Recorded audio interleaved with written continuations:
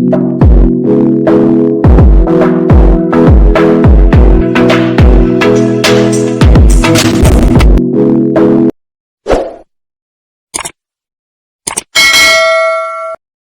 వీడియోలో మనం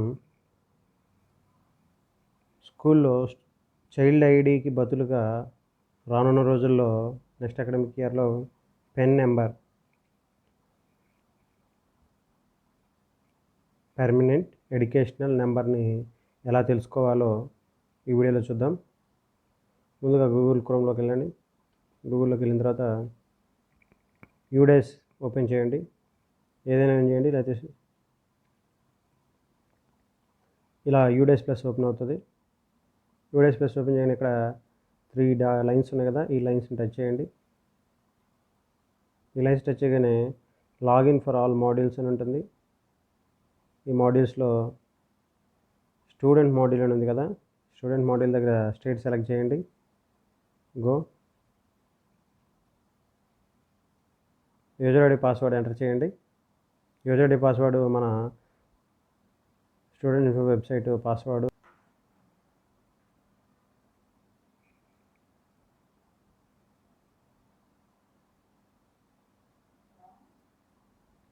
లాగిన్ అవ్వాలి. లాగిన్ అయిన తర్వాత ఇట్లా మనకి ఇక్కడ 2320 ఇక్కడ ఇలా ఓపెన్ చేయగానే మనకి ఇలా కనపడుతుంది. ఇందులో ఇక్కడ మనకి వెబ్సైట్ ఓపెన్ చేయగానే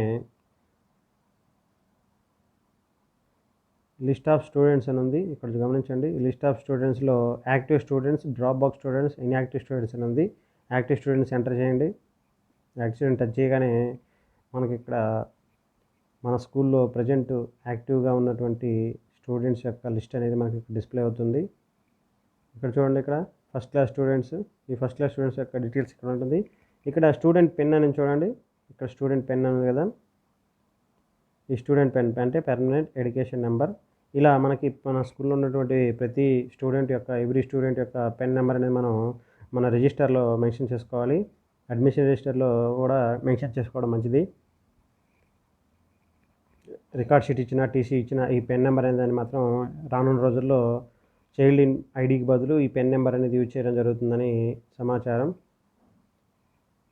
ఈ విధంగా ఈ పెన్ నెంబర్ అన్ని క్లాసులని అందరు స్టూడెంట్స్ సెక్షన్లన్నింటినీ వేసుకోవాలి, ఎంటర్ చేసుకోవాలి. Thank you.